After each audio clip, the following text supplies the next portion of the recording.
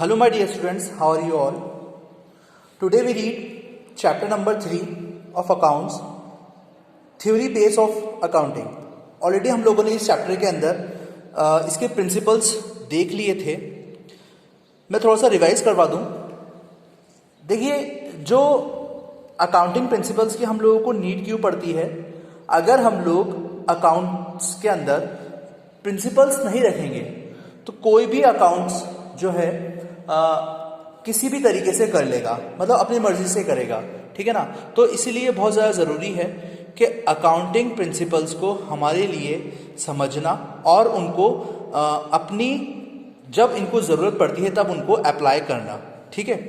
तो हम लोगों ने पढ़ा था नॉर्म्स और रूल्स जो होते हैं अकाउंटिंग के, ये बहुत ज़्यादा हम लोग मेंटेन करते हैं यूनिफॉर्मिटी की बेसिस पर. इनको हम लोग तीन टाइप से हम लोगों ने इनको डिवाइड करा था. एक था मैनमेड. ठीक है. इनको बनाया है हम लोगों ने ही. ठीक है. ये ऊपर से नहीं आए, इनको हम लोगों ने बनाया है. ठीक है. ये एक होता है फ्लेक्सिबल और एक होता है इसको कोई भी तरीके से कोई भी इसको एक्सेप्ट कर सकता है. ठीक है. इसीलिए हम लोगों ने इसको एक फुल फॉर्म के थ्रू नाम दिया था, जो कि था इसका नेम गैप. गैप की फुल फॉर्म होती है जनरली एक्सेप्टेड अकाउंटेंसी प्रिंसिपल. ठीक है ना. इसको हम लोगों ने टू टाइप्स के अंदर भी डिवाइड करा था. एक था अकाउंटिंग कॉन्सेप्ट्स. ठीक है. और एक है अकाउंटिंग कन्वेंशंस.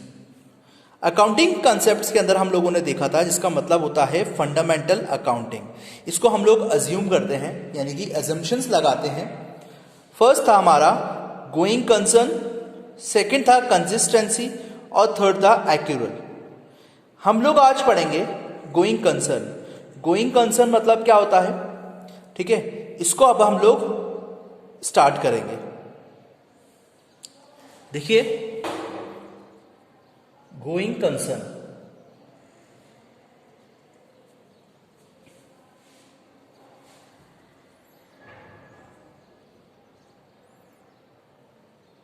गोइंग कंसर्न के अंदर का मतलब क्या होता है. देखिए, गोइंग का मतलब क्या होता है. इसका मतलब है चलते रहना, जो कि सिर्फ चलता रहे. ओके. और कंसर्न मतलब हो गया business enterprises. Business enterprises,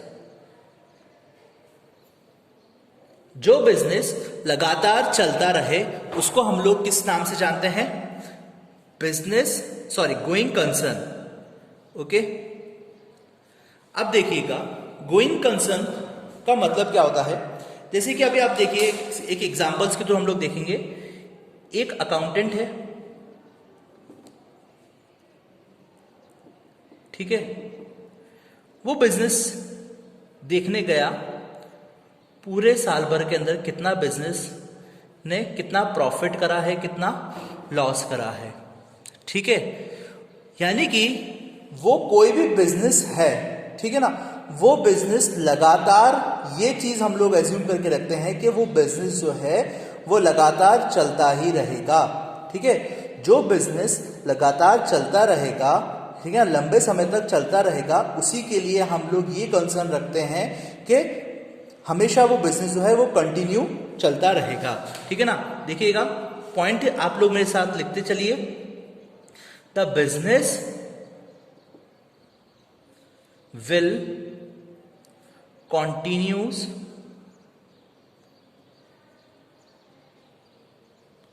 for foreseeable future. यानी कि लंबे समय तक जो बिजनेस है वो चलता ही रहेगा. There is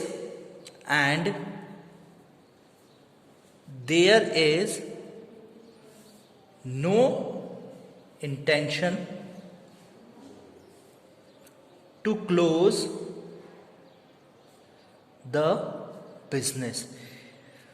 बिजनेस क्लोज करने की कोई इंटेंशन नहीं होगी कि हमें ये नहीं पता, हमें ये नहीं रखना होगा कि हमारा जो बिजनेस है 1 महीने बाद या 2 महीने बाद खत्म हो जाएगा, हमारा बंद हो जाएगा. हमें ये चीज़ की कंसर्न बहुत ज़्यादा ध्यान से रखना पड़ती है कि हमें ये नहीं सोचना पड़ता हमारा बिजनेस जो है 3-4 महीने बाद बंद हो जाएगा और हम लोग बस चलते रहते हैं, ठीक है ना। ऐसा कुछ नहीं होता है। सेकंड जो कंसर्न होता है वो कंसर्न होता है कि डिस्टिंक्शन बिटवीन फिक्स एसेट्स। अब देखिए फिक्स एसेट्स के बारे में मैंने आप लोगों को पहले भी बता रखा है।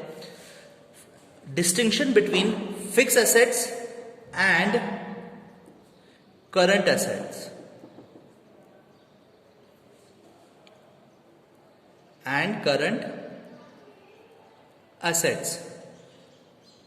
are made because of this concept। देखिए इसके अंदर क्या होता है, जो डिफरेंस है, जो डिस्टिंक्शन है, वो आती है हमारा फिक्स एसेट्स और करंट एसेट्स के बेस पर हम लोगों को ये पता चलता है हमारा गोइंग कंसर्न। फिक्स एसेट्स का मतलब मैंने आपको पहले ही बताया था, फिक्स एसेट्स मतलब होता है नॉन करंट एसेट्स, ठीक है, जिनको 1 साल के बाद कन्वर्ट करवाना पड़ता है।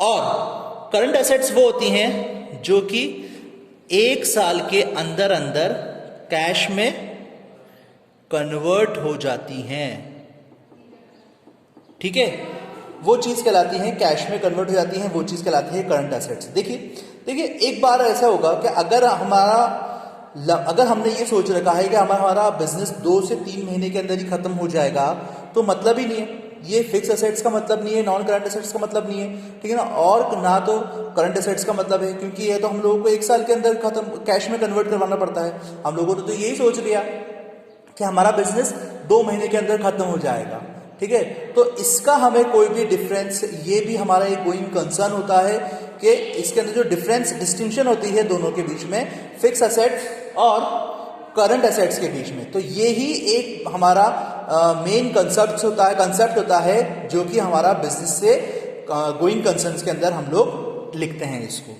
नेक्स्ट है हमारा distinction between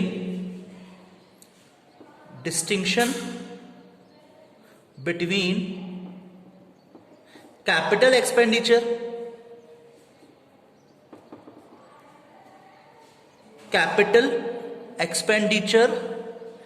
and revenue expenditure. देखिए रेवेन्यू एक्सपेंडिचर के बारे में मैंने आपको पहले बता चुका हूं, मैं फिर से दोहराना चाहूंगा। Revenue expenditure are made of this concept, ठीक है।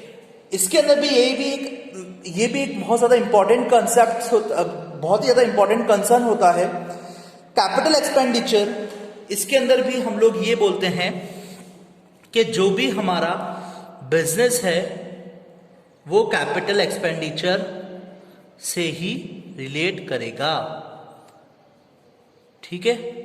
कैपिटल एक्सपेंडिचर वो एक्सपेंडिचर होते हैं जैसे कि एसेट्स खरीदना, जो भी कोई एसेट्स होता है उसको परचेज जब भी हम लोग करते हैं कैपिटल एक्सपेंडिचर कहलाएगा।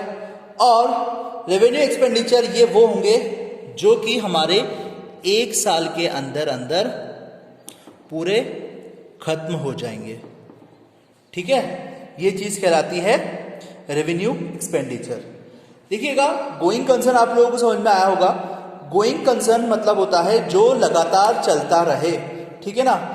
जैसे कि कोई एक बिजनेस है, बिजनेस यही जो भी कोई अकाउंटेंट है, ठीक है ना, वो अकाउंटेंट अपने लिए ये सोच के अकाउंट्स किसी कंपनी के लिए ये सोच के करता है, अकाउंट्स बनाता है, ताकि ये पता चलता रहे कि वो बिजनेस है जो कि लगातार चलता रहेगा, है ना। वो बिजनेस लगातार कभी वो बंद नहीं होगा, ठीक है ना। अगर वो बंद हो गया तो ना तो उसको फिक्स एसेट से कोई मतलब रहेगा, ना करंट एसेट से मतलब रहेगा, क्योंकि ये तो 1 साल के अंदर या 1 साल के बाद कन्वर्ट होती है कैश के अंदर, ठीक है। वही कैपिटल एक्सपेंडिचर के अंदर हम लोग देखेंगे कि जो एसेट्स होती है उसको हम लोग परचेज करते हैं और रेवेन्यू एक्सपेंडिचर के अंदर हम लोग 1 साल के बाद जो है इसको ये ऑटोमेटिकली खत्म हो जाती है रेवेन्यू एक्सपेंडिचर। हम लोग उसको आगे और अच्छे से एक्सप्लेन करेंगे, लेकिन अभी तक हम लोगों ने ये चीज सीखा है कि गोइंग कंसर्न के अंदर जो बिजनेस है हम लोग ये उम्मीद से करते हैं कि जो बिजनेस है वो लगातार 1 साल के बाद या 1 साल तक, 1 साल मतलब वो लगातार कंटिन्यू चलता रहेगा। हम लोगों ने अगर ये सोच के करा कि वो बिजनेस जो है वो 2 महीने के अंदर, 1 महीने के अंदर या फिर 15 दिन के अंदर ही खत्म हो जाएगा, तो वो चीज अकाउंटिंग के अंदर नहीं होती है। ठीक है ना। तो अकाउंटिंग के अंदर हम लोगों को ये पता चलता है कि जो बिजनेस है वो हमारा लगातार चलता रहेगा। अब हम लोग पर सीखेंगे इसका नेक्स्ट पार्ट जो कि है कंसिस्टेंसी। ठीक है ना।